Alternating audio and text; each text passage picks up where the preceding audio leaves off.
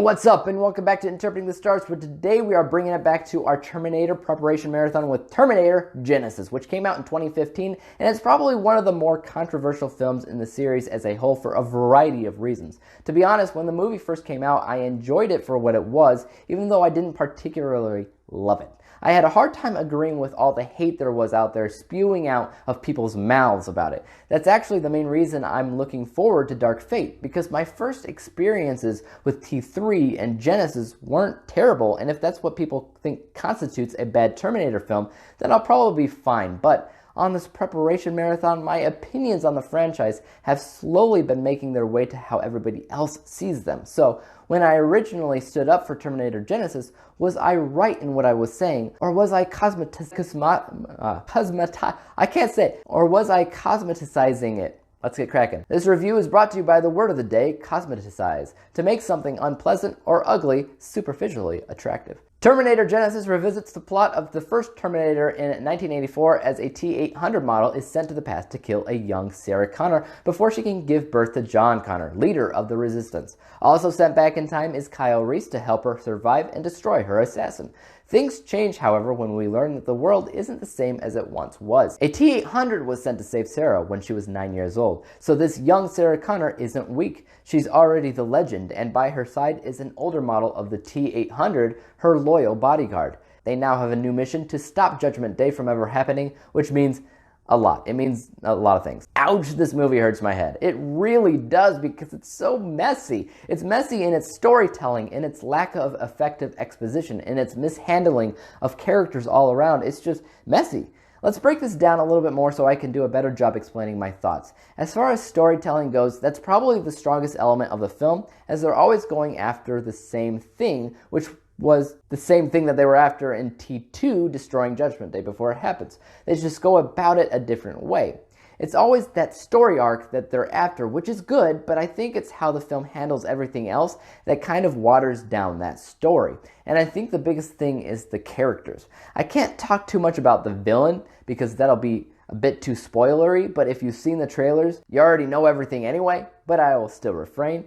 What I want to say is it's more about how in general characters serve functions in film, and those functions are traded here. For instance, the film begins with one main character, but that main character switches a little bit later. Same thing with a villain. The movie opens up with a T-800 attacking everyone, and then it's a T-1000, and then that's also swapped out for another villain later down the road too.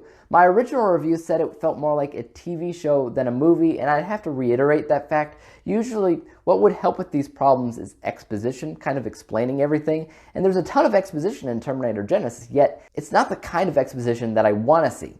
You know a T-800 is sent into the past to save Sarah Connor as a child, but why? Where's that movie? You also know in 1984 a T-1000 is sent to kill Sarah Connor, but why? Especially when they definitely sent a T-800 model too. There's all these Terminators running around, and I'm just left a little bit confused. One last complaint, Arnold's age. I actually find his old age fine in Terminator Genisys, but I wasn't a fan of the gray hair. It didn't look real or natural. It looks like he dyed it, and I wasn't really a fan of that. And I wish I could talk about the main villain of the film, since that's really the elephant in the room, but I can't.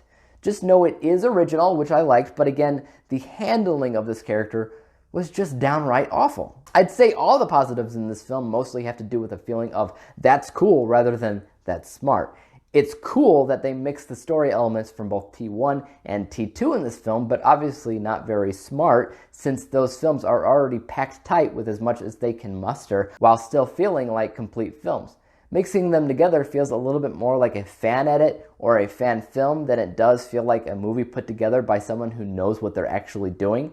It's cool that T-1000 is in this movie, but would have been smarter with Robert Patrick returning for the role. Also older, just like Schwarzenegger, and I wouldn't mind if he was the main villain, because there's a lot to flesh out with that kind of character. But this character was in there for like, what, 10 minutes? 15? Sure felt like it. I guess what I can say is that the movie was mostly made well enough once you ignore narrative functions and mistreatment of characters. The visuals were definitely pretty good. I saw it in 3D and the 3D wasn't too bad at all. The stuff done in the future was pretty neat as well, as it kind of felt like a continuation of what we already saw in Terminator Salvation, just with a different John, which, by the way, has to be the worst John Connor I've ever seen. Jason Clarke? We go from Christian Bale, military man, prophesied savior of all mankind, to Jason Clarke. You'd think he was just in there because he and Emilia Clarke are related, but that's not it at all because they're not related. Weird. I don't know, guys. I rated Terminator Genisys 54%, 54 out of 100 possible stars, granting it the failing letter grade of F. It has a concept that I'm okay with, but the execution is just too messy for me to continue loving it after all these years. Here's to me crossing my fingers that I enjoy Dark Fate when that's released to digital next week. If I hate it, I hate it, but as it is, I'm ready. Anyways, I want to hear what you guys have to say about Terminator Genisys in the comments down below. Is this as messy as I'm putting it out to be, or do you actually prefer it over the classic trilogy? Let me know below. As for YouTube, you know what to do. If you like this review, make sure that you hit subscribe to see more reviews like it. Hit the thumbs up button because that always helps out my channel. And don't forget about the little bell icon because that helps notify you when I come out with my next review. And until then, peace out!